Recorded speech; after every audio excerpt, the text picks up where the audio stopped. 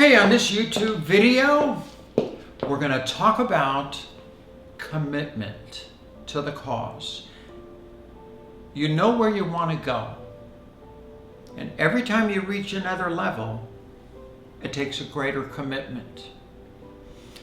Going back to my sports years, after the games and I started training for the 1976 games, from 1972 to 1974, I worked my butt off. 1974, had an undefeated season and got ranked #1 in the world. Then in 1975, my mission was, I had to break a world record in 75 because I wanted to make sure that I was the favorite going into the games in 1976. Now I trained 6 to 8 hours a day, every day, 365 days out of the year.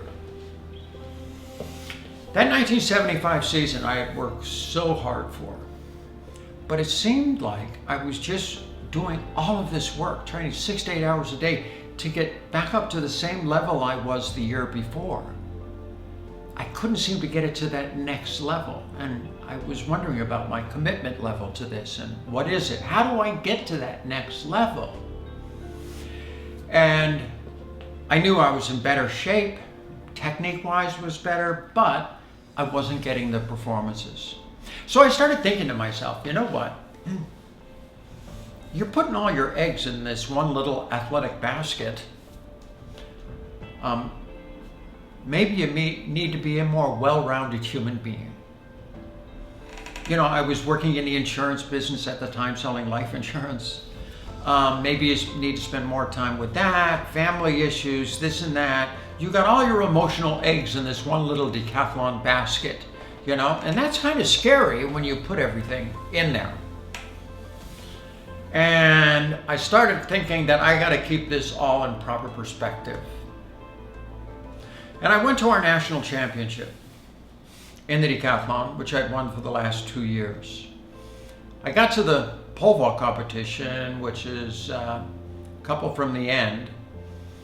And I was going to win the meet. I hadn't lost a meet in 2 years, but I wasn't going to get the score world record, certainly. And I got to the pole vault, my best event. I started out as a pole vaulter. You usually jump high 15s, maybe 16 feet. I warmed up, felt fine. I get to the first attempt because you have to make the opening height. Okay, you have to make it. If you don't, you get a no height. I mean, you don't get any points in that event. Okay, so I would start very low, like 14 feet. I mean, I'm talking an easy jump just to get down there, make the opening height. You got some points, and then raise the bar fairly quickly after that. First attempt, come running down there, plant the pole. My step was off, couldn't even get off the ground. What's this all about? All right, well, okay, I remeasured my steps, making sure I started at the right spot. So I go back down there, I know I'm starting at the right spot. They were fine just a few minutes ago, warming up. Second attempt, come running down there. Just as I get ready to plant the pole, I realize my step is off a second time, and I can't even get off the ground, 2 misses. Now here I am, the #1 decathlete in the world, started off as a pole vaulter, you know, and I'm struggling with the height I made in high school. This is ridiculous.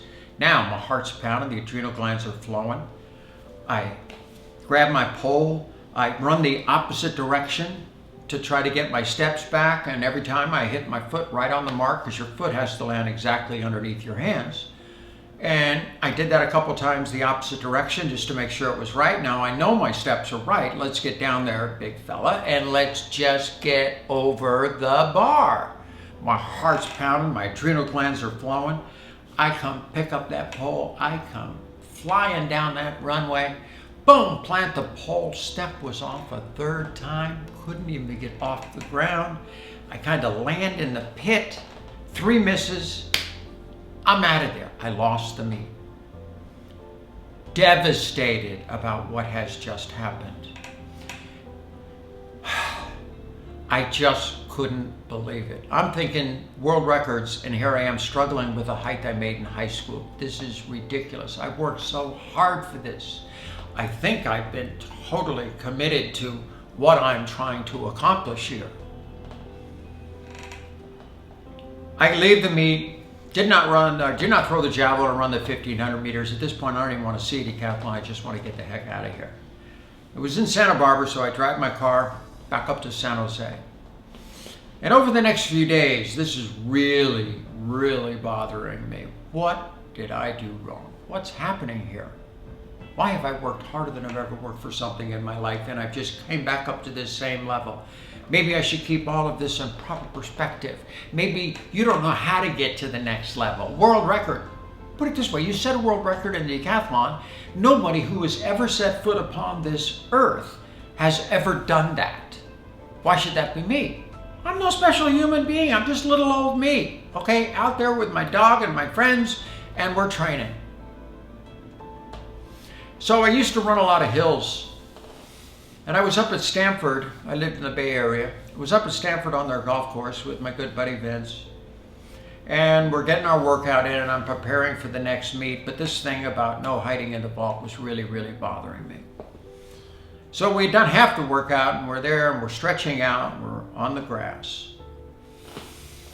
And Vince and I start talking about what had happened a few days earlier. No hiding. And then Vince says to me, he goes, the games are a year away. Yeah, I know that. Almost to the day, the games are a year away. Do you want to win the games? Wow. Do I want to win the games? Of course I want to win the games. I mean, you out here, I'm out here training 6 to 8 hours a day, every day. The ultimate goal is the games, winning the games. And I thought that was my answer.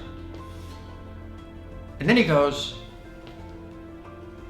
is winning the games the most important thing in your life?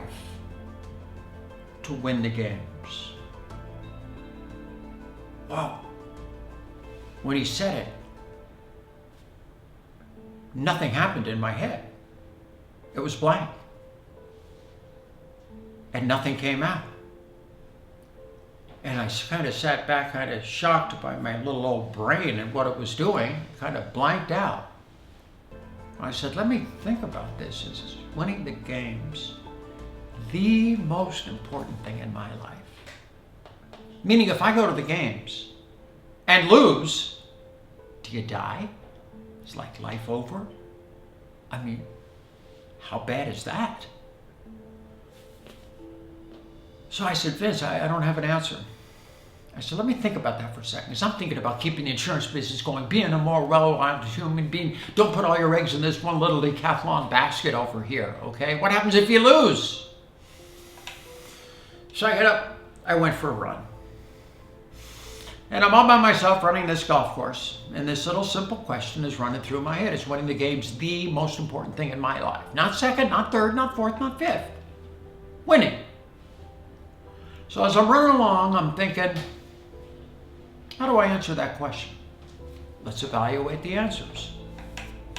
Let's say, no, it isn't the most important thing in your life. Because, come on, it's just a game. It's not real life. You got to be a well-rounded human being. All these types of things were going through my head. But then I started thinking, wait a second. Think about your life. The food I eat every day is food for energy, so I can train. I can go out there and lift the weights and run the miles, do the technical work. I eat every day to go out there to train hard. You physically spend 6 to 8 hours a day on the track, in the gym, lifting weights, running, working on technical work, okay? At night when you come home, you think about training, you think about technique. I had a hurdle in my living room in my $145 a month apartment, okay, with one bedroom. I had a hurdle in my living room, so I'd watch TV at night. I would do like hurdling exercises and stretching exercises at night. Then I would go to bed, and what would I do? I'd dream about technique. I would dream about workouts I got coming out. I was totally consumed by this thing 24 hours a day. Big fella, if you say no, it isn't the most important thing in your life, you're kidding yourself. But what if I answer that simple little question? Yes. And you go to the games and you lose. Do you die? Is it over? I mean, how bad is that going to hurt? I felt down deep inside I had to answer the question yes. But to answer that question yes, I had to dig real deep into my soul. And I said, look, I have to have enough confidence in myself as a human being that I can overcome failure. I'm smart enough. I got family structure. I've got all these things in my life. If I go to Montreal in a year and fail, I will survive. I will go on with life. Life will be good, okay? But what I have to do today is not be worried about losing, but prepare myself to win. I had to reach down real deep into where that little champion lives down deep inside and make a commitment to myself that I can, one, overcome failure. And that I don't even want to think about that now. I'll deal with that on the 29th or the 30th of July in 1976. What I have to do today, a year away, I have to prepare myself to win. Because this is now my life. I had to take my commitment levels so high that I wasn't just thinking about it or this or that. What I'm doing is my life. And I will deal with failure on the 30th of July. But for the next year, I am totally preparing myself to win. I went to the next meet totally committed. After no hiding in the vault and not winning our national championships, the next meet was the United States, Germany, and the Soviet Union.